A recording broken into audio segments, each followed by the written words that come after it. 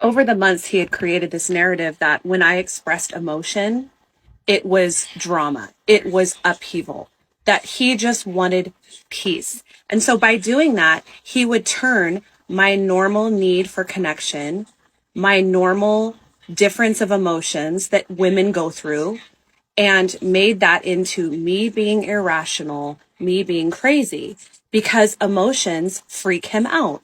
As an avoidant, he tries to avoid emotions, all emotions, really, unless it was like, hyper happiness and sexual energy. He didn't really want to see any extreme emotions because it made him uncomfortable.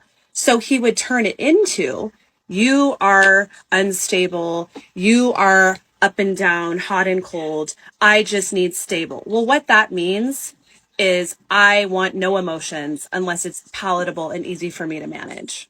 So normally I would let him have his avoidance. So he would go off into avoidance for a couple days or hours or whatever. And I would sit and just ruminate on how I fucked up and how I am actually super emotional and how I do need to like self-soothe and I'm anxiously attached. And so, it really is my responsibility to handle my own emotions.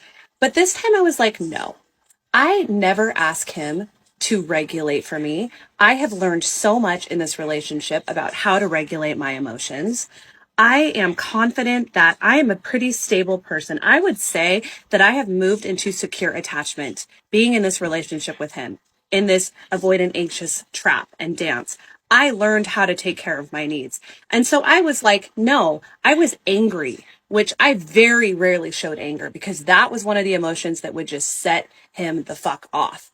And so I came back at him and said, hey, I'm not asking for a lot. I'm sharing my feelings with you. I don't understand how that is a reflection on who you are as a person and that I should be shamed for having normal human emotions. I'm feeling insecure. As my partner, it should be okay for you to show up and comfort me.